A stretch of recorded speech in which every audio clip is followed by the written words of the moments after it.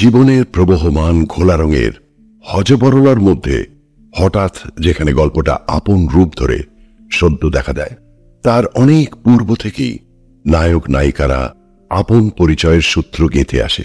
পিছন থেকে সেই প্রাক গাল্পিক ইতিহাসের ধারা অনুসরণ করতেই হয়। তাই কিছু সময় নেব আমি যে কে সেই কথাটাকে পরিষ্কার করবার জন্যে। কিন্তু নামধাম ভাড়াতে হবে, নইলে জানাশোনা মহলের জবাবদিহি সামলাতে পারবো না। কি নাম নেব তাই ভাবছি। রোম্যান্টিক নামকরণের দ্বারা গোড়া থেকেই গল্পটাকে বসন্তর আগে পঞ্চম সুরে বাঁধতে চাইনে। নবীন মাধব নামটা বোধহয় চলে যেতে পারবে। ওর বাস্তবের শ্যামলা রংটা ধুয়ে ফেলে করা যেতে পারত নবারুণ সেনগুপ্ত। কিন্তু তাহলে খাঁটি শোনাতো না। গল্পটা নামের বড়াই করে লোকের বিশ্বাস হারাতো। লোকে মনে করত ধার করা জামিয়ার পরে সাহিত্য সভায় বাবুয়ানা করতে এসেছে। আমি বাংলাদেশের বিপ্লবী দলের একজন। ব্রিটিশ সাম্রাজ্যের মহাকর্ষ শক্তি আন্দামান তীরের খুব কাছাকাছি টান মেরেছিল। নানা বাঁকা পথে সিআইডির ফাঁস এড়িয়ে এড়িয়ে গিয়েছিলাম আফগানিস্তান পর্যন্ত। অবশেষে পৌঁছেছি আমেরিকায় খালাসির কাজ নিয়ে। পূর্ববঙ্গীয় জেদ ছিল মজ্জায়। একদিনও ভুলিনি যে ভারতবর্ষের হাত পায়ের শিকলে উখো ঘষতে হবে দিন রাত, যতদিন বেঁচে থাকি।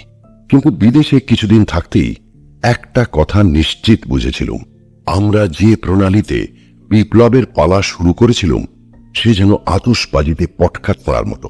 তাতে নিজের পোড়া কপাল পুড়িয়েছি অনেকবার, দাগ পড়েনি ব্রিটিশ রাজতক্তে। আগুনের ওপর পতঙ্গের অন্ধ আসক্তি।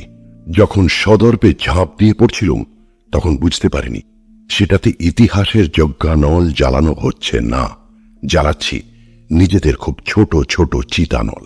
ইতিমধ্যে ইউরোপীয় মহাসমরের ভীষণ প্রলয় রূপ তার অতি বিপুল আয়োজন সমেত চোখের সামনে দেখা দিয়েছিল। এই যুগান্তর স্বাধীনী সর্বনাশাকে আমাদের খোড়ো ঘরের চণ্ডী মণ্ডপে প্রতিষ্ঠা করতে পারব, সে দুরাশা মন থেকে লুপ্ত হয়ে গেল। সমারোহ করে আত্মহত্যা করবার মতো আয়োজন ঘরে নেই।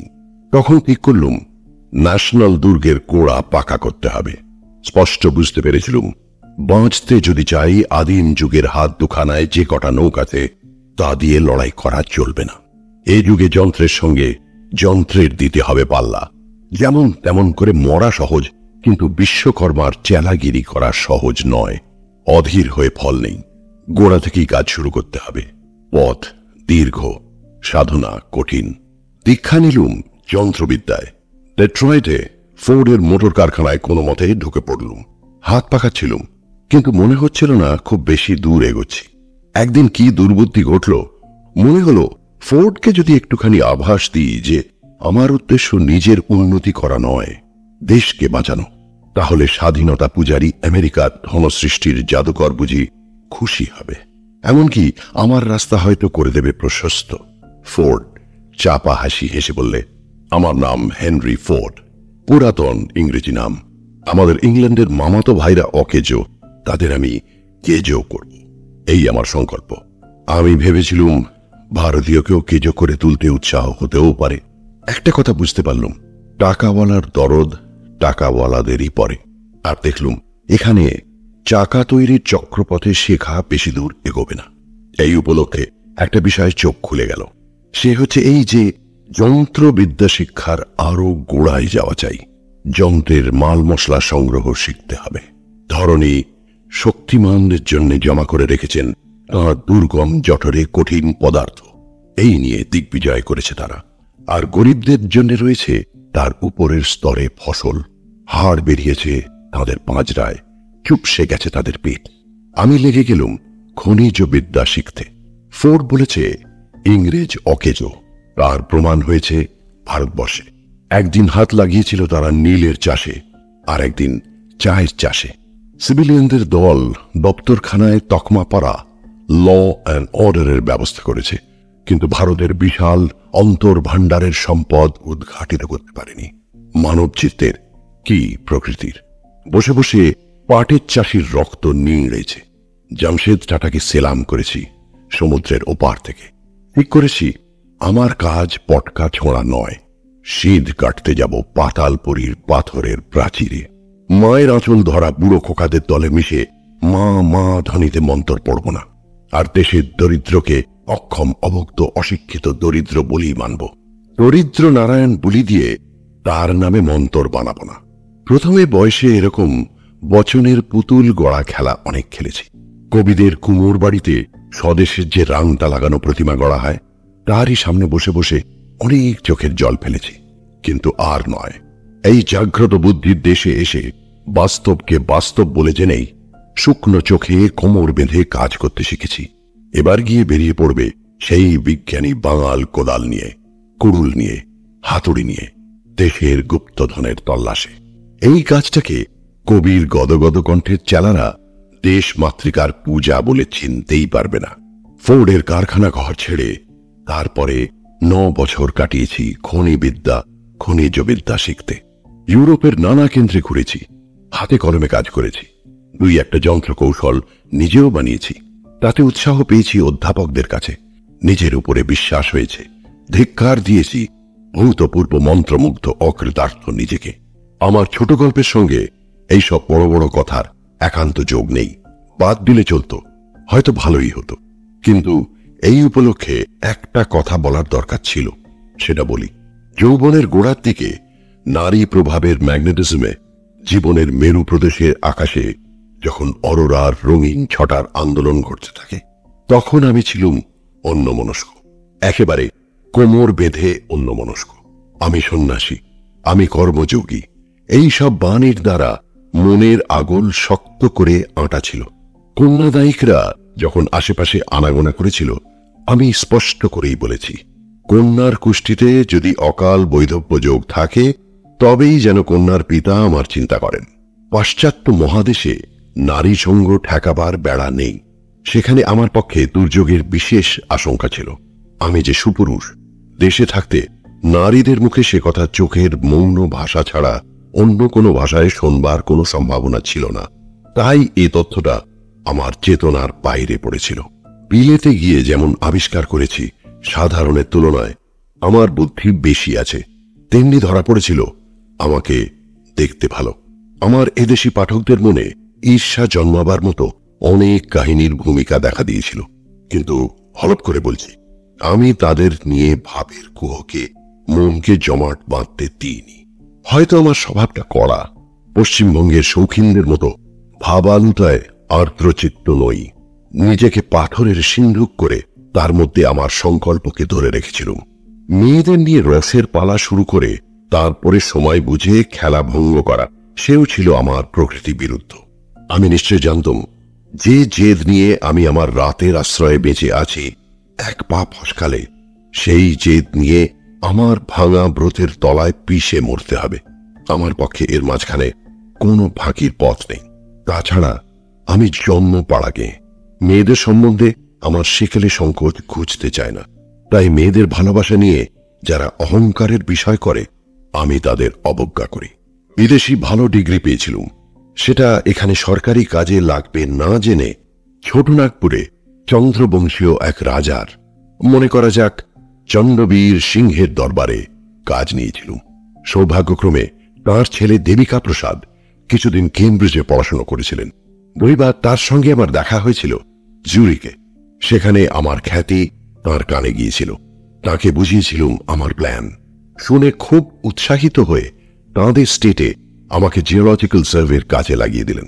এমন কাজ ইংরেজকে না দেওয়াতে উপরি স্তরের বায়ুমণ্ডল বিক্ষুব্ধ হয়েছিল। কিন্তু দেবিকা প্রসাদ ছিলেন ঝাঁঝালো লোক। বুড়ো রাজার মন টলমল করা সত্ত্বেও টিকে গেলুম। এখানে আসবার আগে মা আমাকে বললেন, বাবা, ভালো কাজ পেয়েছ, এইবার একটি বিয়ে করো, আমার অনেক দিনের স্বাদ মিটুক। আমি বললুম, অর্থাৎ কাজ মাটি করো। আমার যে কাজ তার সঙ্গে বিয়ের তাল মিলবে না। দৃঢ় সংকল্প। ব্যর্থ হলো মায়ের অনুনয়। যন্ত্রতন্ত্র সমস্ত বেঁধে ছেদে নিয়ে চলে এলুম জঙ্গলে। এইবার আমার দেশব্যাপী কীর্তি সম্ভাবনার ভাবী দিগন্তে হঠাৎ যে একটুকু গল্প ফুটে উঠল, তাতে আলেয়ার চেহারাও আছে, আরও আছে সুখ তারার। নিজের পাথরকে প্রশ্ন করে মাটির সন্ধানে বেড়াচ্ছিলুম বনে বনে। পলাশ ফুলের রাঙা রঙের মাতলামিতে তখন বিভোর আকাশ। শাল গাছে ধরেছে মঞ্জরি, মৌমাছি ঘুরে বেড়াচ্ছে ঝাঁকে ঝাঁকে। ব্যবসাদাররা জৌ সংগ্রহে লেগে গিয়েছে। কুলের পাতা থেকে জমা করছে তসরের রেশমের কুটি। সাঁওতালরা কুড়োচ্ছে পাকা মহুয়া ফুল। ঝিরঝির শব্দে হালকা নাচের ওড়না ঘুরিয়ে চলেছিল একটি ছিপছিপে নদী। আমি তার নাম দিয়েছিলুম টনিকা। এটা কারখানা ঘর নয়, কলেজ ক্লাস নয়। এ সেই সুখ তন্দ্রায় আবিল প্রদোষের রাজ্য, যেখানে একলা মন পেলে প্রকৃত মায়াবিনী তার উপরেও রং রেজিনির কাজ করে, যেমন সে করে সূর্যাস্তের পটে। মনটাতে একটু আবেশের ঘোর লেগেছিল। মন্থর হয়ে এসেছিল কাজের চাল। নিজের উপরে বিরক্ত হয়েছিলুম। ভিতর থেকে জোর লাগাচ্ছিলুম দাঁড়ে। মনে ভাবছিলুম ট্রপিক্যাল আবহাওয়ার মাকড়সার চালে জড়িয়ে পড়লুম বুঝি। শয়তানি ট্রপিক্স এদেশে জন্মকাল থেকে হাত পাকার হাওয়ায় হারের মন্ত্র চালাচ্ছে আমাদের রক্তে। এড়াতে হবে তার শ্বেত সিক্ত জাদু। বেলা পড়ে এলো। এক জায়গায় মাঝখানে চর ফেলে দুভাগে চলে গিয়েছে নদী। সেই বালুর দ্বীপে স্তব্ধ হয়ে বসে আছে পকের দল। দিন অবসানে রোজ এই দৃশ্যটি ইঙ্গিত করত আমার কাজের বাঁক ফিরিয়ে দিতে। ঝুলিতে মাটি পাথরের নমুনা নিয়ে ফিরে চলছিলুম আমার বাংলো ঘরে। সেখানে ল্যাবরেটরিতে পরীক্ষা করতে যাব। অপরাহ্ন আর সন্ধ্যার মাঝখানে দিনের যে একটা পোড়ো জমির মতো ফালতু অংশ আছে, একলা মানুষের পক্ষে সেইটে কাটিয়ে চলা শক্ত, বিশেষত নির্জন বনে। তাই আমি ওই সময়টা রেখেছি পরখ করার কাজে। ডায়নামোতে বিজলি বাতি জ্বালাই, কেমিক্যাল নিয়ে, মাইক্রোস্কোপ নিয়ে, নিক্তি নিয়ে বসি। এক একদিন রাত দুপুর পেরিয়ে যায়। আজ আমার সন্ধানে এক জায়গায় ম্যাঙ্গানিজের লক্ষণ যেন ধরা পড়েছিল। তাই দ্রুত উৎসাহে চলেছিলুম। কাকগুলো মাথার উপর দিয়ে গেরুয়া রঙের আকাশে কা কা শব্দে চলেছিল বাসায়। এমন সময় হঠাৎ বাধা পড়ল আমার কাজে ফেরায়। 5টি শাল গাছের গুহ ছিল বনের পথে একটা ঢিবির উপরে। সেই বেষ্টনীর মধ্যে কেউ বসে থাকলে কেবল একটি মাত্র ফাঁকের মধ্যে দিয়ে তাকে দেখা যায়। হঠাৎ চোখ এড়িয়ে যাবারই কথা। সেদিন মেঘের মধ্যে আশ্চর্য একটা দীপ্তি ফেটে পড়েছিল।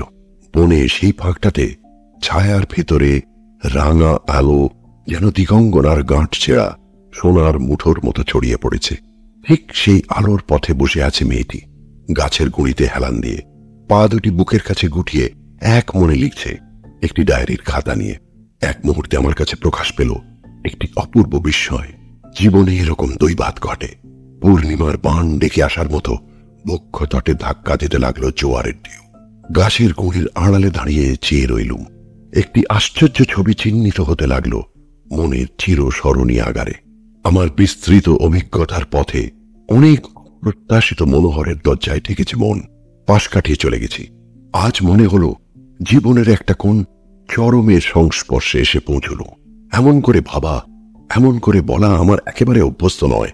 যে আঘাতে মানুষের নিজের অজানা একটা অপূর্ব স্বরূপ ছিটকিনি খুলে অবারিত হয়, সেই আঘাত আমাকে লাগলো কি করে?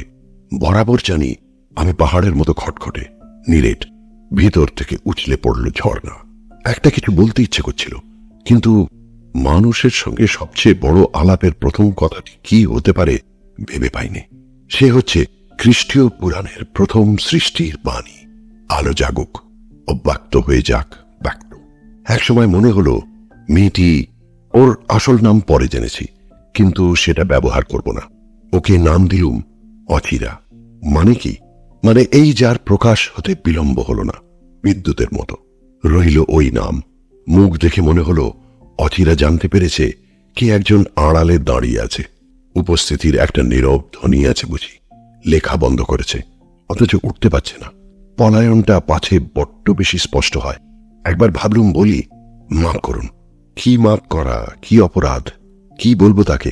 একটু তফাতে গিয়ে পেলেতে পেটে কোদাল নিয়ে মাটিতে খোঁচা মারবার ভান করলুম। ঝুলিতে একটা কি পুরলুম, সেটা অত্যন্ত বাজে। তারপরে চোখে পড়ে মাটিতে বিজ্ঞানী দৃষ্টি চালনা করতে চলে গেলুম। কিন্তু নিশ্চয় মনে জানি, যাকে ভোলাবার চেষ্টা করেছিলুম তিনি ভোলেননি। মুগ্ধ পুরুষ চিত্তে দুর্বলতার আরো অনেক প্রমাণ তিনি আরো অনেকবার পেয়েছেন, সন্দেহ নেই। আশা করলুম আমার বেলায় এটা তিনি মনে মনে উপভোগ করেছেন। এর চেয়ে বেড়া আর অল্প একটু যদি ডিঙুতুম, তাহলে কি হতো কি জানি। রাগতেন না রাগের ভান করতে? অত্যন্ত চঞ্চল মন নিয়ে চলেছি আমার বাংলো ঘরের পথে। এমন সময় আমার চোখে পড়ল 2 টুকরায় ছিন্ন করা একখানা চিঠির খাম। এটাকে জিওলজিক্যাল নমুনা বলে না, তবু তুলে দেখলুম।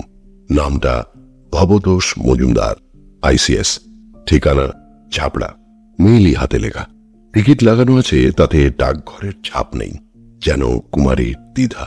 আমার বিজ্ঞানী বুদ্ধি স্পষ্ট বুঝতে পারলুম এই ছেঁড়া চিঠির খামের মধ্যে একটা ট্র্যাজেডির ক্ষতচিহ্ন আছে।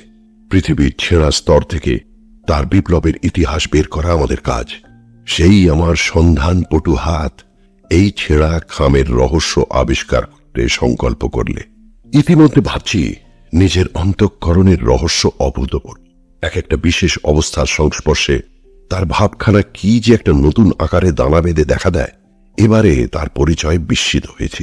এতদিন জীবনটা নানা কঠিন অধ্যাবসায় নিয়ে শহরে শহরে জীবনের লক্ষ্য সন্ধানে ঘুরেছে, তাকে স্পষ্ট করে চিনেছিলুম। ভেবেছিলুম এই আমার সত্যকার স্বভাব। তার আচরণের ধ্রুবত্ব সম্বন্ধে আমি হলপ করতে পারতাম, কিন্তু তার মধ্যে বুদ্ধি শাসনের বহির্ভূত যে একটা মূঢ় লুকিয়েছিল, তাকে এই প্রথম দেখা গেল। ধরা পড়ে গেল আরণ্যক, যে যুক্তি মানে না, যে মোহ মানে। বনের একটা মায়া আছে, গাছপালার নিঃশব্দ চক্রান্ত, আদিম প্রাণের মন্ত্রধ্বনি। দিনে দুপুরে চাঁ চাঁ করে তার উদাত্ত সুর, রাতে দুপুরে মন্ত্রগম্ভীর ধ্বনি গুঞ্জন করতে থাকে জীবচেতনায়, আদিম প্রাণের গূঢ় প্রেরণায় বুদ্ধিকে দেয় আবিষ্ট করে। জিওলজির চর্চার মধ্যেই ভিতরে ভিতরে এই আরণ্যক মায়ার কাজ করছিল। খুঁজছিলুম রেডিয়ামের কণা, যদি কৃপণ পাথরের মুঠির মধ্যে থেকে বের করা যায়। দেখতে পেলুম অচিরাকে কুসুমিত শালগাছের ছায়ালোকের বন্ধনে। এর পূর্বে বাঙালি মেয়েকে দেখেছি, সন্দেহ নেই, কিন্তু সবকিছু থেকে স্বতন্ত্রভাবে এমন একান্ত করে তাকে দেখবার সুযোগ পাইনি। এখানে তার শ্যামল দেহের কোমলতায় বনের লতাপাতা আপন ভাষা যোগ করে দিল। বিদেশিনী রূপসী তো অনেক দেখেছি, যথোচিত ভালোও লেগেছে, কিন্তু বাঙালি মেয়ে এই যেন প্রথম দেখলুম, ঠিক যে জায়গায় তাকে সম্পূর্ণ দেখা যেতে পারে। এই নিভৃত বনের মধ্যে সে নানা পরিচিত অপরিচিত বাস্তবের সঙ্গে জড়িয়ে মিশিয়ে নেই। দেখে মনে হয় না সে বেনিদুলিয়ে ডায়োসেশনে পড়তে যায়, কিংবা বেথুন কলেজের ডিগ্রিধারিণী, কিংবা বালিগঞ্জের টেনিস পার্টিতে উচ্চ কলহাস্যে চা পরিবেশন করে। অনেকদিন আগে ছেলেবেলায় হরু ঠাকুর কিংবা রাম বসুর যে গান শুনে তারপরে ভুলে গিয়েছিলুম, যে গান আজ রেডিওতে বাজে না, গ্রামোফোনে পাড়া মুখরিত করে না, জানি না কেন মনে হলো সেই গানের সহজ রাগিনীতে ওই বাঙালি মেয়েটির রূপের ভূমিকা। মনে রইল সই মনের বেদনা। এই গানের সুরে যে একটি করুণ ছবি আছে, সে আজ রূপ নিয়ে আমার চোখে স্পষ্ট ফুটে উঠল। এও সম্ভব হলো কোন প্রবল ভূমিকম্পে পৃথিবীর যে তলায় লুকোনো আগ্নেয় সামগ্রী উপরে উঠে পড়ে। জিওলজি শাস্ত্রে তা পড়েছি। নিজের মধ্যে দেখলুম সেই নিচের তলার অন্ধকারের তপ্ত বিগলিত জিনিসকে হঠাৎ উপরের আলোতে। কঠোর বিজ্ঞানী নবীন মাধবের অটল অন্তঃস্বরে এই উলট পালট আমি কোনোদিন আশা করতে পারিনি। বুঝতে পারছি, যখন আমি রোজ বিকেল বেলায় এই পথ দিয়ে আমার কাজে ফিরেছি, ও আমাকে দেখেছে। অন্যমনস্ক আমি ওকে দেখিনি। বিলেতে যাবার পর থেকে নিজের চেহারার উপর একটা গর্ব জন্মেছে। ও হাউ হ্যান্ডসাম, এই প্রশস্তি কানাকানিতে আমার অভ্যস্ত হয়ে গিয়েছিল। কিন্তু বিলেত ফেরত আমার কোনো কোনো বন্ধুর কাছে শুনেছি বাঙালি মেয়ের রুচি আলাদা। তারা মোলায়েম মেয়েলি রূপী পুরুষের রূপে খোঁজে। চলিত কথা হচ্ছে কার্তিকের মতো চেহারা। বাঙালি কার্তিক আর যাই হোক, কোন পুরুষে দেব সেনাপতি নয়। প্যারিসে একজন বান্ধবীর মুখে শুনেছি বিলিতি সাদা রং রঙের অভাব। ওরিয়েন্টালের দিকে গরম আকাশ যে রং এঁকে দেয়, সে সত্যিকারের রং, সে ছায়ার রং। ওই রঙই আমাদের ভালো লাগে। এ কথা বঙ্গোপসাগরের ধারে বোধহয় খাটে না। এতদিন এসব আলোচনা আমার মনেই ওঠেনি। কয়েকদিন ধরে আমাকে ভাবিয়েছে। রোদে পোড়া আমার রং, লম্বা আমার প্রাণসার দেহ, শক্ত আমার বাহু, দ্রুত আমার গতি। শুনেছি দৃষ্টি আমার তীক্ষ্ণ, নাক চিবুক কপাল নিয়ে সুস্পষ্ট জোরালো আমার চেহারা। এপস্টাইন পাথরে আমার মূর্তি গড়তে চেয়েছিল, সময় দিতে পারেনি। কিন্তু বাঙালিকে আমি মায়ের খোকা বলেই জানি, আর মায়েরা তাদের কোলের ধনকে মোমে গড়া পুতুলের মতো দেখতেই ভালোবাসে। এসব কথা মনের মধ্যে খুলিয়ে উঠে আমাকে রাগিয়ে তুলেছিল। আগে ভাগেই কল্পনায় ঝগড়া করেছিলুম অচিরার সঙ্গে।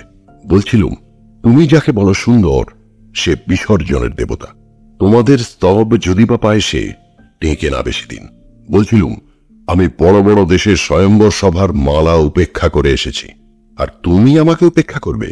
গায়ে পড়ে এই বানানো ঝগড়া এমনি ছেলে মানুষই যে একদিন হেসে উঠেছি আপন উষ্ময়। এদিকে বিজ্ঞানীর যুক্তি কাজ করছে ভিতরে ভিতরে। মনকে জানাই, এটাও একটা মস্ত কথা।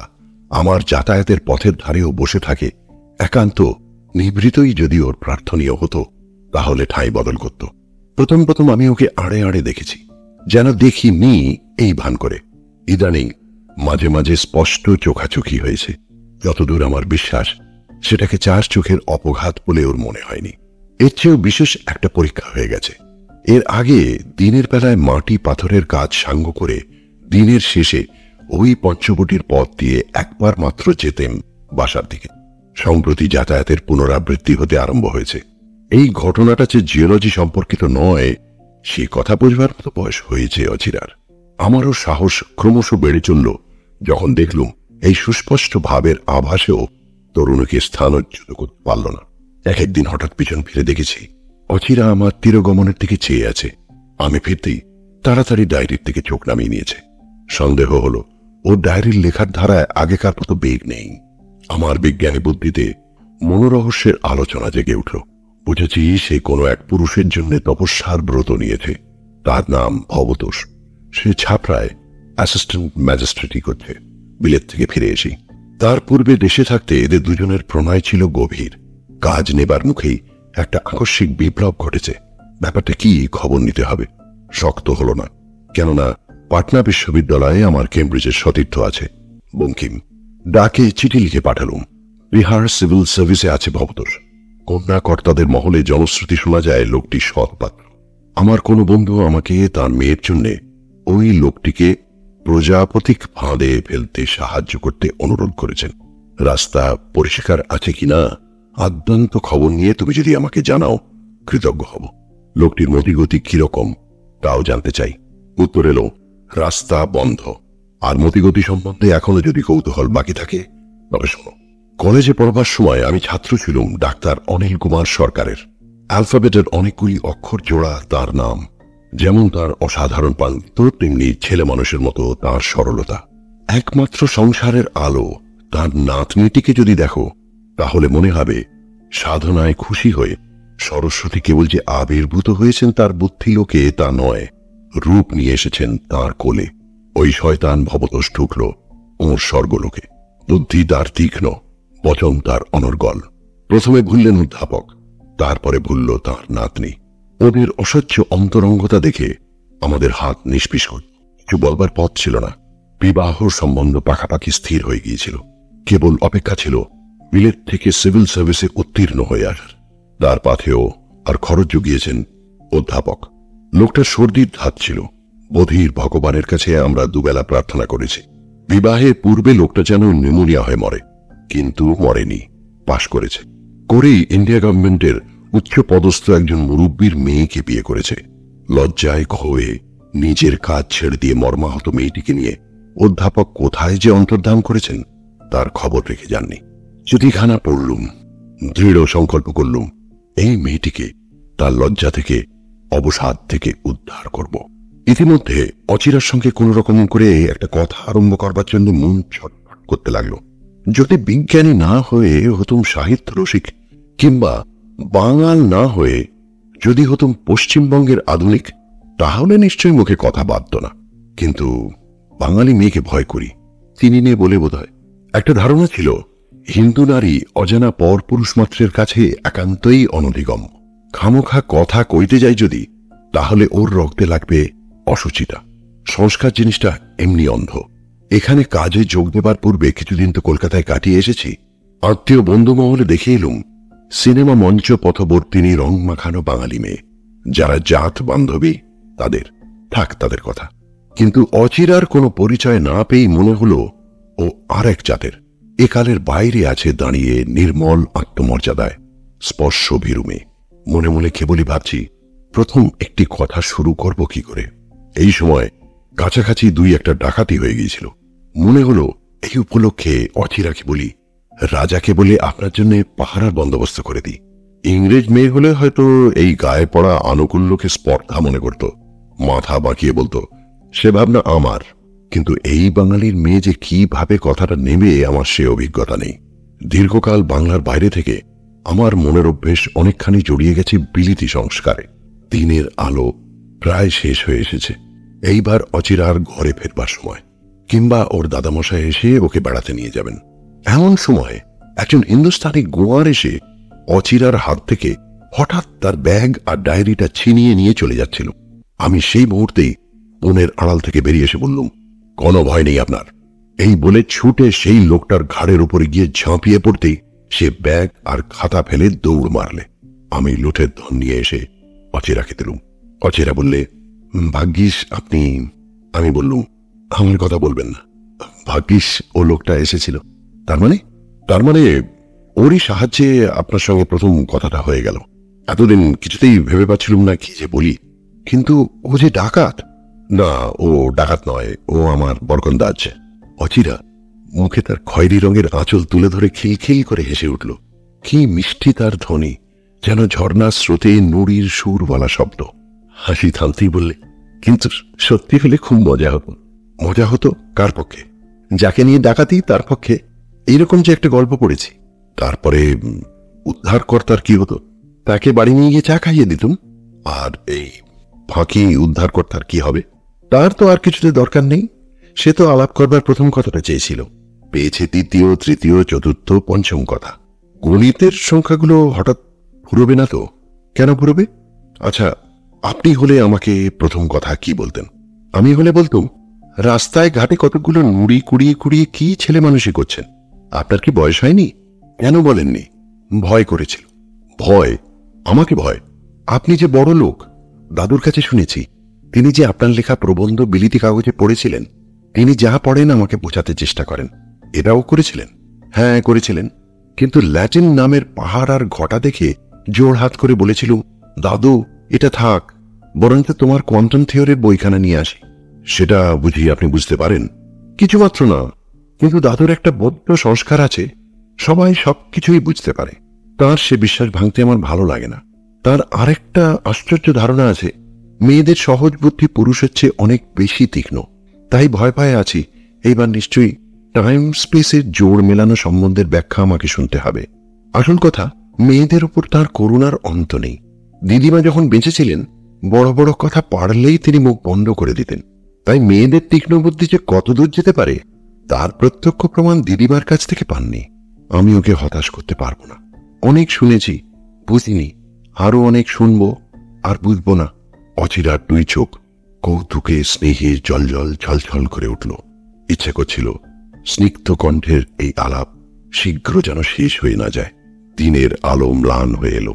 সন্ধ্যার প্রথম তারা জ্বলে উঠেছে শালবনের মাথার উপরে। সাঁওতাল মেয়েরা জ্বালানি কাঠ সংগ্রহ করে নিয়ে যাচ্ছে ঘরে। দূর থেকে শোনা যাচ্ছে তাদের গান। এমন সময় বাইরে থেকে ডাক এলো, দিদি কোথায় তুমি? অন্ধকার হয়ে এলো যে, আজকাল সময় ভালো নয়। ভালো তো নয়ই দাদু, তাই একজন রক্ষাকর্তা নিযুক্ত করেছি। অধ্যাপক আসতেই তার পায়ের ধুলো নিয়ে প্রণাম করলুম। তিনি শশব্যস্ত হয়ে উঠলেন। পরিচয় দিলুম, আমার নাম নবীন মাধব সেনগুপ্ত। বৃদ্ধর মুখ উজ্জ্বল হয়ে উঠল। বললেন, বলেন কি, আপনি ডাক্তার সেনগুপ্ত? আপনি তো ছেলে মানুষ। আমি বললুম, নিতান্ত ছেলে মানুষ, আমার বয়স 36-এর বেশি নয়। আবার অচিরার সেই কলমধুর কণ্ঠের হাসি আমার মনে যেন দুনলয়ের ঝংকারে সেতার বাজিয়ে দিল। বললে, দাদুর কাছে পৃথিবীর সবাই ছেলে মানুষ, আর দাদু হচ্ছে সকল ছেলে মানুষের আগরওয়ালা। অধ্যাপক বললেন, আগরওয়ালা একটা নতুন শব্দ বাংলায় আমদানি করলে, কোথা থেকে জোটালে? সেই যে তোমার ভালোবাসার মারোয়াড়ি ছাত্র কুন্দনলাল আগরওয়ালা আমাকে এনে দিত বোতলে করে আমের চাটনি। আমি তাকে জিজ্ঞাসা করেছিলাম, আগরওয়ালা কথাটার মানে কি? সে বলেছিল, পায়োনিয়ার। অধ্যাপক বললেন, ডাক্তার সেনগুপ্ত, আপনার সঙ্গে আলাপ হলো যদি, আমাদের ওখানে যেতে হবে তো। কিচ্ছু বলতে হবে না দাদু, যাবার জন্য লাফালাফি করছেন। আমার কাছে শুনেছেন দেশকালের একজোট তত্ত্ব নিয়ে তুমি ব্যাখ্যা করবে আইনস্টাইনের কাঁধে চড়ে। মনে মনে বললুম, সর্বনাশ, কি দুষ্টুমি। অধ্যাপক অত্যন্ত উৎসাহিত হয়ে বললেন, আপনার বুঝি টাইম স্পেসের? আমি ব্যস্ত হয়ে বলে উঠলুম, কিছু বুঝিনি টাইম স্পেসের। আমাকে বোঝাতে গেলে আপনার সময় নষ্ট হবে মাত্র। বৃদ্ধ ব্যগ্র হয়ে বলে উঠলেন, সময়? এখানে সময়ের অভাব কোথায়? আচ্ছা, কাজ করুন না, আজকে না হয় আমাদের ওখানে আহার করবেন, কি বলেন? আমি লাফ দিয়ে বলতে যাচ্ছিলাম, এক্ষুনি। অচিরা বলে উঠল, দাদু, সাধে তোমাকে বলি ছেলে মানুষ, যখন তখন নেমন্তন্ন করে তুমি আমাকে মুশকিলে ফেলো। এই দণ্ডকারণ্যে ফিরপির দোকান পাবো কোথায়? ওরা বিলেতে ডিনার খাইয়ে যাতে সর্বগ্রাসী মানুষ, কেন তোমার নাতনির বদনাম করবে? অন্তত ভেটকি মাছ আর ভেড়ার মাংস ব্যবস্থা করতে হবে তো। আচ্ছা আচ্ছা, তাহলে কবে আপনার সুবিধে হবে বলুন? সুবিধে আমার কালই হতে পারবে, কিন্তু অচিরা দেবীকে বিপন্ন করতে চাইনি। ঘোর জঙ্গলে পাহাড় গুহা গহ্বরে আমাকে ভ্রমণে যেতে হয়। সঙ্গে রাখি থলে ভরে চিড়ে, ছড়া কয়েক কলা, বিলিতি বেগুন, কাঁচা ছোলা শাক, চিড়ে বাদামও কখনো থাকে। আমি সঙ্গে নিয়ে আসবো ফলারের আয়োজন। অচিরা দেবী দই দিয়ে সহস্তে মেখে আমাকে খাওয়াবেন। এতে যদি রাজি থাকেন তাহলে কোনো কথা থাকবে না। দাদু, বিশ্বাস করো না এসব লোককে। তুমি বাংলা মাসিকে লিখেছিলে বাঙালির খাদ্যে ভিটামিনের প্রভাব, সে উনি পড়েছেন, তাই কেবল তোমাকে খুশি করবার জন্য চিড়ে কলার ফর্দ তোমাকে শোনালেন। আমি ভাবলুম, মুশকিলে ফেললে। বাংলা কাগজে ডাক্তারের লেখা ভিটামিনের তত্ত্ব পড়া কোনোকালে আমার দ্বারা সম্ভব নয়, কিন্তু কবুল করি কি করে? বিশেষত উনি যখন উৎফুল্ল হয়ে আমাকে জিজ্ঞাসা করলেন, সেটা পড়েছেন নাকি? আমি বললুম, পড়ি বা না পড়ি তাতে কিছু আসে যায় না। আসল কথা উনি নিশ্চয়ই জানেন, কাল যদি ওকে খাওয়াই তাহলে ওর পাতে পশু পক্ষী স্থাবর জঙ্গম কিছুই পাত পড়বে না। সেই জন্যে অত নিশ্চিন্ত মনে বিলিতি বেগুনের নাম কীর্তন করলেন। ওর শরীরটার দিকে দেখো না, তে শুধু সাকান্নে গড়া বলে কেউ সন্দেহ করতে পারে? দাদু, তুমি সবাইকে অত্যন্ত বেশি বিশ্বাস করো, এমনকি আমাকেও। সেই জন্য ঠাট্টা করে তোমাকে কিছু বলতে সাহস করিনি। বলতে বলতে ধীরে ধীরে আমরা ওদের বাড়ির দিকে চলেছি। এমন সময় হঠাৎ অচিরা বলে উঠল, এইবার আপনি ফিরে যান বাসায়। কেন? আমি ভেবেছিলাম আপনাদের বাড়ির দরজা পর্যন্ত পৌঁছে দিয়ে আসবো। ঘর এলোমেলো হয়ে আছে, আপনি বলবেন বাঙালি মেয়েরা সব অগোছালো। কাল এমন করে সাজিয়ে রাখবো যে মেম সাহেবের কথা মনে পড়বে। অধ্যাপক বললেন, আপনি কিছু মনে করবেন না ডক্টর সেনগুপ্ত, অচি বেশি কথা করছে, কিন্তু ওর স্বভাব নয় সেটা। এখানে বড় নির্জন বলে ও জুড়ে রাখে আমার মনকে অনর্গল কথা কয়ে। সেটাই ওর অভ্যেস হয়ে গেছে। ও যখন চুপ করে থাকে তখনই আমার ঘরটা যেন ছমছম করতে থাকে, আমার মনটাও। ও জানে সে কথা। আমার ভয় করে পাছে ওকে কেউ ভুল বোঝে। উড়োর গলা জড়িয়ে ধরে অচিরা বললে, বুঝুক না দাদু, অত্যন্ত অনিন্দনীয় হতে চাইনে, সেটা অত্যন্ত আনইন্টারেস্টিং। অধ্যাপক সগর্বে বলে উঠলেন, জানেন সেনগুপ্ত, আমার দিদি কিন্তু কথা কইতে জানে। অমন আমি কাউকে দেখিনি। তুমি আমার মতো কাউকে দেখনি দাদু, আমিও কাউকে দেখিনি তোমার মতো।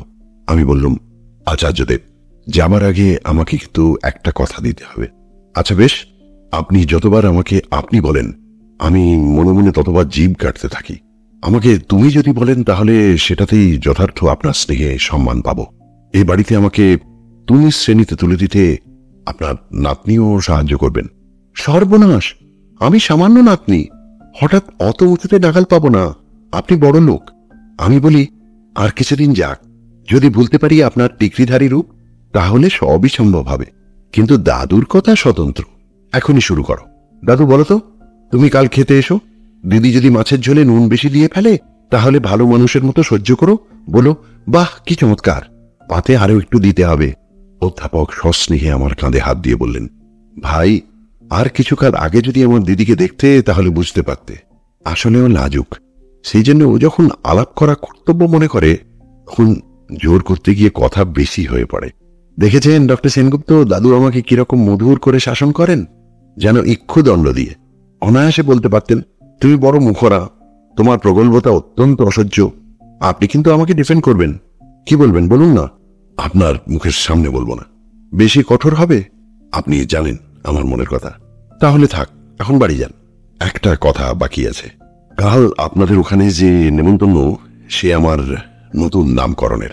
কাল থেকে নবীন মাধব নাম থেকে লোপ পাবে ডাক্তার সেনগুপ্ত।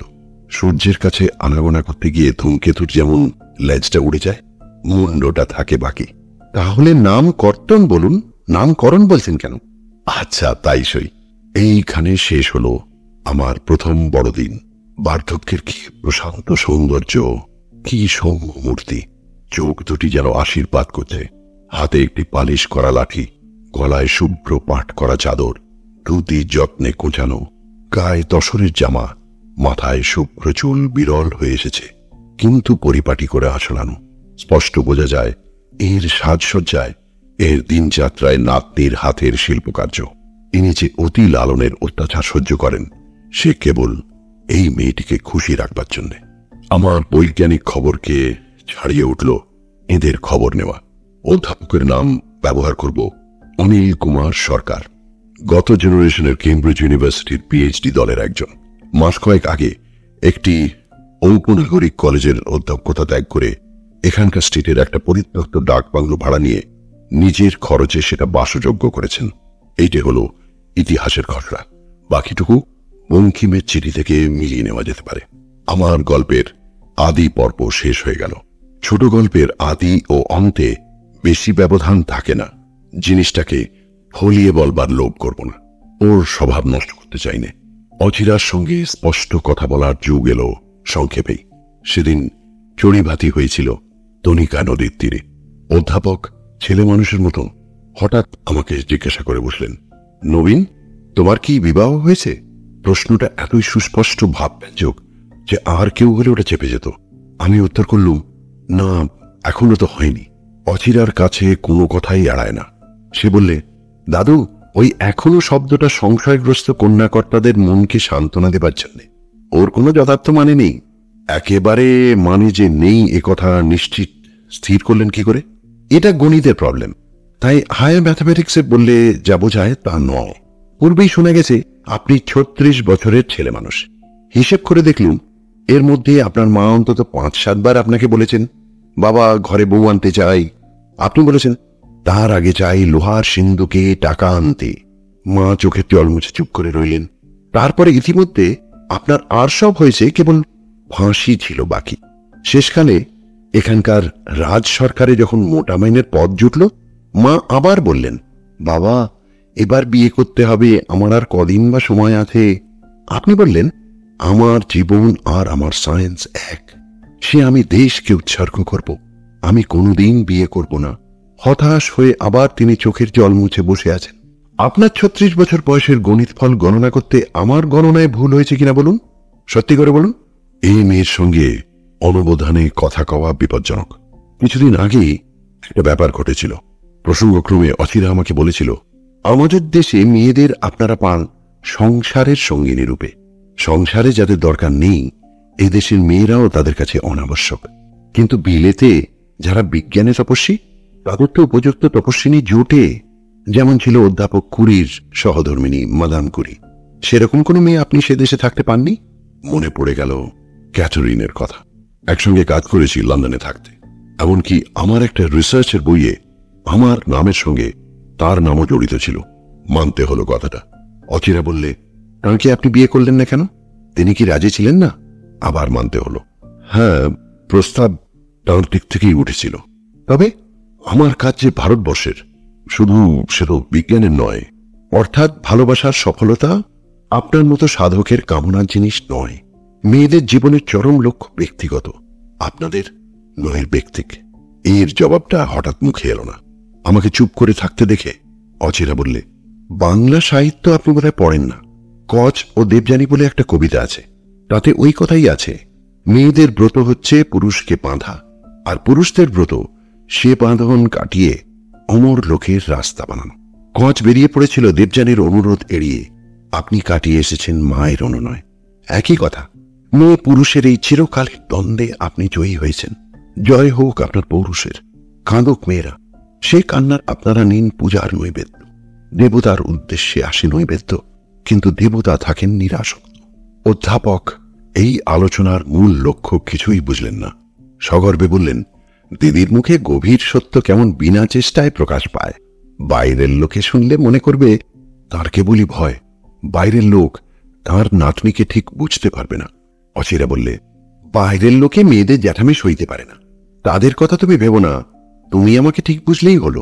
অচিরা খুব বড় কথাও বলে থাকে হাসির ছলে, কিন্তু আজ সে কি গম্ভীর। আমার একটা কথা আন্দাজে মনে হলো। ভবতোষ ওকে বুঝিয়েছিল যে সে যে ভারত সরকারের উচ্চ গগনের জ্যোতির্লোক থেকে বধূ এনেছে তারও লক্ষ্য খুব উচ্চ এবং নিঃস্বার্থ। ব্রিটিশ রাষ্ট্র শাসনের ভাণ্ডার হতেই সে শক্তি সংগ্রহ করতে পারবে দেশের কাজে লাগাতে। এত সহজ নয় অচিরাকে ছলনা করা। সে যে খোলেনি তার প্রমাণ রয়ে গেছে সেই দ্বিখণ্ডিত চিঠির খামটা থেকেই। অচিরা আবার বললে, দেবযানী কচকে কি অভিসম্পাদ দিয়েছিল জানেন নবীনবাবু?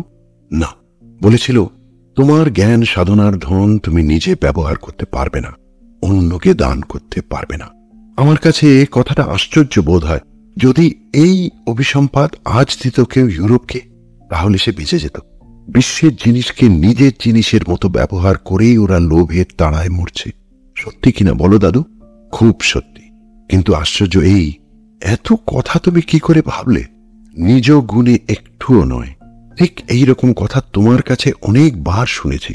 তোমার একটা মহৎ গুণ আছে, ভোলানাথ। তুমি কখন কি বলো সমস্ত ভুলে যাও।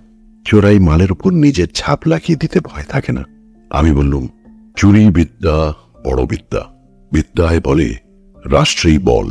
বড় বড় সম্রাট, বড় বড় চোর। আসল কথা তারাই ছেঁচকে চোর। ছাপ মারবার পূর্বেই যারা ধরা পড়ে। অচিরা বললে, ওর কত ছাত্র ওর মুখের কথা খাতায় টুকে নিয়ে বই লিখে নাম করেছে। উনি তাদের লেখা পড়ে আশ্চর্য হয়ে প্রশংসা করেন। জানতেই পারেন না নিজের প্রশংসা নিজেই করছেন। আমার ভাগ্যে এ প্রশংসা প্রায়ই জোটে। নবীনবাবুকে জিজ্ঞাসা করলেই উনি কবুল করবেন। আমার অরিজিনালিটির কথা খাতায় লিখতে শুরু করেছেন, যে খাতায় তাম্রপ্রস্তর যুগের নোট রাখেন। মনে আছে দাদু, অনেক দিনের কথা, যখন কলেজে ছিলে আমাকে কচ ও দেবযানীর কবিতা শুনিয়েছিলে। সেই দিন থেকে আমি পুরুষের উচ্চ গৌরব মনে মনে মেনেছি, কখনো মুখে স্বীকার করিনি। কিন্তু দিদি, আমার কোনো কথায় আমি মেয়েদের গৌরবের লাঘব করিনি। তুমি করবে? তুমি যে মেয়েদের অন্ধ ভক্ত। তোমার মুখের স্তব গান শুনে মনে মনে হাসি। মেয়েরা নির্লজ্জ হয়ে সব মেনে নেয়। সস্তায় প্রশংসা আত্মসাৎ করা ওদের অভ্যেস হয়ে গেছে। সেদিন এই যে কথাবার্তা হয়ে গেল, এই নেহাত হাস্যালাপ নয়, এর মধ্যে ছিল যুদ্ধের সূচনা। অচিরার স্বভাবের দুটো দিক ছিল, আর তার ছিল দুটো আশ্রয়। এক ছিল তাদের নিজেদের বাড়ি, আর ছিল সেই পঞ্চবটি। ওর সঙ্গে যখন আমার বেশ সহজ সম্বন্ধ হয়ে এসেছে, তখন স্থির করেছিলাম ওই পঞ্চবটির নিভৃতে হাসি কৌতুকের ছলে আমার জীবনের সদ্য সংকটের কথা কোন রকম করে তুলব এবং নিষ্পত্তির দিকে নিয়ে যাব। কিন্তু ওখানে পথ বন্ধ। আমাদের পরিচয়ের প্রথম দিনে প্রথম কথা যেমন মুখে আসছিল না, তেমনি এখানে যে অচিরা আছে তার কাছে প্রথম কথা নেই। মোকাবিলায় ওর চরম মনের কথায় পৌঁছবার কোনো উপায় খুঁজে পায়নি। ওর ঘরের কাছে ওর সহাস্য মুখরতা রোধ করে দেয় আমার তরফের এক পা অগ্রগতি, আর ওর নিভৃত বনচ্ছায়ায় আমার সমস্ত চাঞ্চল্য ঠেকিয়ে রেখেছে নির্বাক নিঃশব্দতায়। কোনো কোনো দিন ওদের ওখানে চায়ের নিমন্ত্রণ সভার একটা কোনো সীমানায় মন খোলবার সুযোগ পাওয়া যায়। অচিরা বুঝতে পারে আমি বিপদ মণ্ডলীর কাছাকাছি এসেছি। সেদিনই ওর বাক্যবান বর্ষণের অবিরলতা অস্বাভাবিক বেড়ে ওঠে। একটুও ফাঁক পাইনে, আর আবহাওয়াও হয়ে ওঠে প্রতিকূল। আমার মনে হয়েছে অত্যন্ত অশান্ত। কাজের বাধা এমনি ঘটছে যে আমি লজ্জা পাচ্ছি মনে মনে। সদরে বাজেটের মিটিংয়ে আমার রিসার্চ বিভাগের আরো কিছু টাকা মঞ্জুর করে নেবার প্রস্তাব আছে।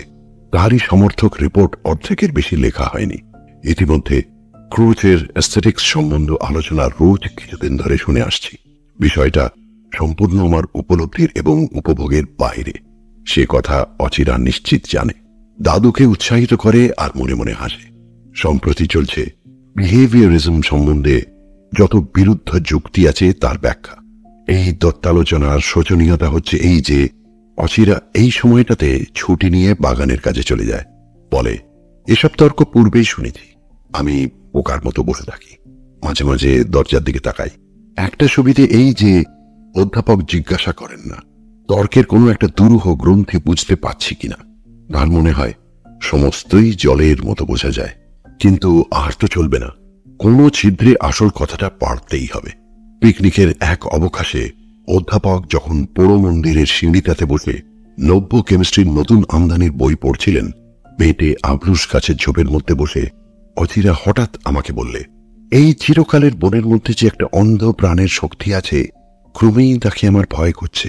আমি বললুম, আশ্চর্য, ঠিক এই রকমের কথা সেদিন আমি আমার ডায়েরিতে লিখেছি। অচিরা বলে চলল, পুরনো ইমারতের কোনো একটা ফাটলে লুকিয়ে লুকিয়ে অসথের একটি অঙ্কুর ওঠে, তারপরে শিকড়ে শিকড়ে জড়িয়ে ধরে তার সর্বনাশ করে। এও তেমনি। দাদুর সঙ্গে এই কথাটাই হচ্ছিল। দাদু বলছিলেন, লোকালয় থেকে বহুদিন একান্ত দূরে থাকলে মানব চিত্ত প্রকৃতির প্রভাবে দুর্বল হতে থাকে, প্রবল হয়ে ওঠে আদিম প্রাণ প্রকৃতির প্রভাব। আমি বললাম, এরকম অবস্থায় কি করা যায়? তিনি বললেন, মানুষের চিত্তকে আমরা তো সঙ্গে করে আনতে পারি, ভিড়ের চেয়ে নির্জনে তাকে বরঞ্চ বেশি করে পাই। এই দেখুন আমার বইগুলি। দাদুর পক্ষে বলা সহজ, কিন্তু সবাইকে এক ওষুধ খাটে না। আপনি কি বলেন? আমি বললুম, আচ্ছা বলবো, আমার কথাটা ঠিকমতো বুঝে দেখবেন। আমার মত এই যে এইরকম জায়গায় এমন একজন মানুষের সঙ্গ সমস্ত অন্তর বাহিরে পাওয়া যায়, যার প্রভাব মানব প্রকৃতিকে সম্পূর্ণ করে রাখতে পারে। যতক্ষণ না পাই ততক্ষণ অন্য শক্তির কাছে কেবলই হার ঘটতে থাকবে। আপনি যদি সাধারণ মেয়েদের মতো হতেন তাহলে আপনার কাছে সত্য কথা শেষ পর্যন্ত স্পষ্ট করে বলতে মুখে বাধ্য। অচেরা বলল, বলুন, আপনি দ্বিধা করবেন না। বললুম, আমি সায়েন্টিস্ট, যেটা বলতে যাচ্ছি সেটা ইমপার্সোনাল ভাবে বলবো। আপনি একদিন ভবতোষকে অত্যন্ত ভালোবেসেছিলেন, আজও কি আপনি তাকে তেমনি ভালোবাসেন? আচ্ছা মনে করুন বাসিনে আমি আপনার মনকে সরিয়ে এনেছি। তা হতে পারে, কিন্তু একলা আপনি নন, মনের ভেতরকার এই ভীষণ অন্ধশক্তি। সেই জন্য আমি এই সরে আসাকে শ্রদ্ধা করি নে, লজ্জা পাই। কেন করেন না? দীর্ঘকালের প্রয়াসে মানুষ চিত্ত শক্তিতে নিজের আদর্শকে গড়ে তোলে, প্রাণ শক্তির অন্ধতা তাকে ভাঙে। আপনার দিকে আমার যে ভালোবাসা, সেই অন্ধশক্তির আক্রমণে। ভালোবাসাকে আপনি এমন করে গঞ্জনা দিচ্ছেন নারী হয়ে। নারী বলেই দিচ্ছি। ভালোবাসার আদর্শ আমাদের পূজার জিনিস, তাকেই বলে সতীত্ব। সতীত্ব একটা আদর্শ। এই জিনিসটা বনের প্রকৃতির নয়, মানবীর। এ নির্জনে এতদিন সেই আদর্শকে আমি পূজা করছিলাম, সকল আঘাত সকল বঞ্চনা সত্ত্বেও। তাকে রক্ষা করতে না পারলে আমার সুচিতা থাকে না। আপনি শ্রদ্ধা করতে পারেন ভবতোষকে? না। তার কাছে যেতে পারেন? না। কিন্তু সে আর আমার এই জীবনের প্রথম ভালোবাসা এক নয়। এখন আমার কাছে সেই ভালোবাসা ইম্পার্সোনাল, কোনো আধারের দরকার নেই। ভালো বুঝতে পারছি না। আপনি বুঝতে পারবেন না। আপনাদের সম্পদ জ্ঞানের উচ্চতম শিখরে, সে জ্ঞান ইম্পার্সোনাল। মেয়েদের সম্পদ হৃদয়ের। যদি তার সব হারায়, যা কিছু বাহ্যিক, যা দেখা যায়, ছোঁয়া যায়, ভোগ করা যায়, তবু বাকি থাকে তার সেই ভালোবাসার আদর্শ, যা অবংমনুষ্যগোচর, অর্থাৎ ইম্পার্সোনাল। আমি বললাম, দেখুন, তর্ক করবার সময় আমার নেই। এখানকার কাগজে বোধহয় দেখে থাকবেন আমার এখানকার কাজ শেষ হয়ে গেছে। অ্যাসিস্ট্যান্ট জিওলজিস্ট লিখেছেন এখান থেকে আরো কিছু দূরে সন্ধানের কাজ আরম্ভ করতে হবে। কিন্তু কেন গেলেন না? আপনার কাছ থেকে, আমার কাছ থেকে শেষ কথাটা শুনতে চান? প্রথম কথাটা পূর্বেই আদায় করা হয়েছে। হ্যাঁ, ঠিক তাই। তাহলে কথাটা পরিষ্কার করে বলি। আমার ওই পঞ্চবটির মধ্যে বসে আপনার অগোচরে কিছুকাল আপনাকে দেখেছি। সমস্ত দিন পরিশ্রম করেছেন, মানেননি প্রখর রৌদ্রের তাপ। কোনো দরকার হয়নি কারো সঙ্গের। এক একদিন মনে হয়েছে হতাশ হয়ে গেছেন। যেটা পাবেন নিশ্চিত করেছিলেন সেটা পাননি, কিন্তু তার পরদিন থেকেই আবার অক্লান্ত মনে কড়াকড়ি চলেছে। বলিষ্ঠ দেহকে বাহন করে বলিষ্ঠ মনের যেন জয়যাত্রা চলছে। এমনতর বিজ্ঞানের তপস্বী আমি আর কখনো দেখিনি। দূর থেকে ভক্তি করেছি, এখন বুঝি না। বলি শুনুন, আমার সঙ্গে আপনার পরিচয় যতই এগিয়ে চলল ততই দুর্বল হলো সেই সাধনা। নানা তুচ্ছ উপলক্ষে কাজে বাধা পড়তে লাগলো। তখন ভয় হলো নিজেকে, এই নারীকে। ছি, কি পরাজয়ের বিষ এনেছি আমার মধ্যে। এই তো আপনার দিকের কথা। এখন আমার কথাটা বলি। আমারও একটা সাধনা ছিল, সেও তপস্যা। তাতে আমার জীবনকে পবিত্র করবে, উজ্জ্বল করবে, এ আমি নিশ্চয় জানতুম। দেখলুম ক্রমেই পিছিয়ে যাচ্ছি। যে চাঞ্চল্য আমাকে পেয়ে বসেছিল, তার প্রেরণা এই ছায়াচ্ছন্ন বনের নিঃশ্বাসের ভিতর থেকে, সে আদিম প্রাণের শক্তির। মাঝে মাঝে এখানকার রাক্ষসী রাত্রির দ্বারা আবিষ্ট হয়ে মনে হয়েছে একদিন আমার দাদুর কাছ থেকে আমাকে ছিনিয়ে নিতে পারে বুঝি, এমন প্রবৃত্তি রাক্ষস আছে। তার বিষ হাত দিনে দিনে আমার দিকে এগিয়ে আসছে। তখনই বিছানা ফেলে ছুটে গিয়ে ঝর্ণার মধ্যে ঝাঁপিয়ে পড়ে আমি স্নান করেছি। এই কথা বলতে বলতে অচিরা ডাক দিলে, দাদু। অধ্যাপক তাঁর পড়া ফেলে রেখে কাছে এসে মধুর স্নেহে বললেন, কি দিদি, তুমি সেদিন বলছিলে না মানুষের সত্যতা তপস্যার ভিতর দিয়ে অভিব্যক্তি হয়ে উঠছে। তার অভিব্যক্তি বায়োলজির নয়। হ্যাঁ, তাই তো আমি বলি, পৃথিবীতে বর্বর মানুষ জন্তুর পর্যায়ে, কেবলমাত্র তপস্যার ভেতর দিয়ে সে হয়েছে জ্ঞানী মানুষ। আরও তপস্যা সামনে আছে, আরও স্থূলতা বর্জন করতে হবে, তবে সে হবে দেবতা। পুরাণে দেবতার কল্পনা আছে, কিন্তু অতীতে দেবতা ছিলেন না। দেবতা আছেন ভবিষ্যতে, মানুষের ইতিহাসের শেষ অধ্যায়ে। দাদু, এইবার তোমার আমার কথাটা চুকিয়ে দিই। কদিন থেকে মনের মধ্যে তোলপাড় করছে। আমি উঠে পড়ে বললুম, তাহলে আমি যাই। না, আপনি বসুন। দাদু, তোমার সেই কলেজের যে অধ্যক্ষ পদ তোমার ছিল, সেটা আবার খালি হয়েছে। সেক্রেটারি খুব অনুনয় করে তোমাকে লিখেছেন সেই পদ ফিরে নিতে। তুমি আমাকে সব চিঠি দেখাও, কেবল এই চিঠিটাই দেখাওনি। তাতেই তোমার দুরভিসন্ধি সন্দেহ করে ওই চিঠিটা চুরি করে দেখেছি। আমারই অন্যায় হয়েছিল। কিচ্ছু অন্যায় হয়নি। আমি তোমাকে টেনে এনেছি তোমার আসন থেকে। আমরা কেবল নামিয়ে আনতেই আছি। কি বলছো দিদি? সত্যি কথাই বলছি। বিশ্বজগৎ না থাকলে বিধাতার হাত খালি হয়, ছাত্র না থাকলে তোমার তেমনি। সত্যি কথা বলো, বরাবরই স্কুল মাস্টারই করেছে কিনা? তাই তুমি আবার স্কুল মাস্টার? তুমি বর্ন টিচার, তুমি আচার্য। তোমার জ্ঞানের সাধনা নিজের জন্য নয়, অন্যকে দানের জন্যে। দেখেননি নবীনবাবু, মাথায় একটা আইডিয়া এলে আমাকে নিয়ে পড়েন। দয়া মায়া থাকে না, 12 আনা বুঝতে পারিনি। নইলে আপনাকে নিয়ে বসেন, সে আরো শোচনীয় হয়ে ওঠে। আপনার মন যে কোন দিকে বুঝতেই পারেন না, ভাবেন বিশুদ্ধ জ্ঞানের দিকে। দাদু, ছাত্র তোমার নিতান্তই চাই, কিন্তু বাছাই করে নিতে ভুলো না। অধ্যাপক বললেন, ছাত্রই তো শিক্ষককে বাছাই করে, গরজ তো তারই। আচ্ছা, সেই কথা পরে হবে। সম্প্রতি তোমার চৈতন্য হয়েছে, যিনি শিক্ষক তাকে গ্রন্থকীট করে তুলেছি। এমনি করে তপস্যা ভাঙে নিজের অন্ধ গরজে। সে কাজ তোমাকে নিতে হবে, এখনই যেতে হবে সেখানে ফিরে। অধ্যাপক হতবুদ্ধির মতো অচিরার মুখের দিকে চেয়ে রইলেন। অচিরা বললে, ও বুঝেছি, তুমি ভাবছো আমার কি গতি হবে। আমার গতি তুমি। ভোলানাথ, আমাকে যদি তোমার পছন্দ না হয়, তাহলে দিদিমাদি সেকেন্ডের আমদানি করতে হবে। তোমার লাইব্রেরি বেচে তার গয়না বানিয়ে দেবে, আমি দেব লম্বা দৌড়। অত্যন্ত অহংকার না বাড়লে কথা তোমাকে মানতেই হবে। আমাকে না হলে একদিনও তোমার চলে না। আমার অনুপস্থিতিতে 15ই আশ্বিনকে 15ই অক্টোবর বলে তোমার ধারণা হয়। যেদিন বাড়িতে তোমার সহযোগী অধ্যাপকের নিমন্ত্রণ, সেই দিনই লাইব্রেরি ঘরের দরজা বন্ধ করে নিদারুণ একটা ইকুয়েশন কষতে লেগে যাও। গাড়িতে চড়ে ড্রাইভারকে যে ঠিকানা দাও, সেই ঠিকানায় আজও বাড়ি তৈরি হয়নি। নবীনবাবু মনে করছেন আমি অত্যুক্তি করছি। আমি বললুম, একেবারেই না। কিছুদিন তো ওকে দেখেছি, তার থেকেই অসিন্দগ্ধ বুঝেছি আপনি যা বলছেন তা খাঁটি সত্য। আজ এত অলক্ষণে কথা তোমার মুখ দিয়ে বেরোচ্ছে কেন জানো নবীন? এইরকম যা তা বলবার উপসর্গ ও সম্প্রতি দেখা দিয়েছে। সব লক্ষণ শান্ত হবে। তুমি চলো দেখি তোমার কাজে। নারী আবার ফিরে আসবে, থামবে প্রলাপ বকুনি। অধ্যাপক আমার দিকে চেয়ে বললেন, তোমার কি পরামর্শ নবীন? উনি পণ্ডিত মানুষ বলেই জিওলজিস্টের বুদ্ধির ওপর ওর এত শ্রদ্ধা। আমি একটুক্ষণ স্তব্ধ থেকে বললুম, অচিরা দেবীর চেয়ে সত্য পরামর্শ আপনাকে কেউ দিতে পারবে না। অচিরা উঠে দাঁড়িয়ে পা ছুঁয়ে আমাকে প্রণাম করলে। আমি সংকুচিত হয়ে পিছু হটে গেলুম। অচিরা বললে, সংকোচ করবেন না, আপনার তুলনায় আমি কেউ নই, সে কথাটা একদিন স্পষ্ট হবে। এইখানেই শেষ বিদায় নিলুম, যাবার আগে আর কিন্তু দেখা হবে না। অধ্যাপক আশ্চর্য হয়ে বললেন, সে কি কথা দিদি? দাদু, তুমি অনেক কিছু জানো, কিন্তু অনেক কিছু সম্বন্ধে তোমার চেয়ে আমার বুদ্ধি অনেক বেশি। সবিনয়ে এই কথাটা স্বীকার করে নিও।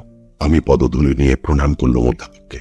তিনি আমাকে বুকে আলিঙ্গন করে ধরে বললেন, আমি জানি সামনে তোমার কীর্তির পথ প্রশস্ত। এইখানে আমার ছোট গল্প পুরনো, তবে পরেকার কথা জিওলজিস্টের।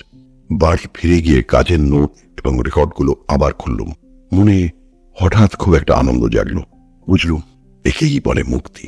সন্ধ্যাবেলায় দিনের কাজ শেষ করে বারান্দায় এসে বোধ হলো খাঁচা থেকে বেরিয়ে এসেছে পাখি, কিন্তু পায়ে আছে এক টুকরো শিকল। নড়তে চড়তে সেটা বাজে।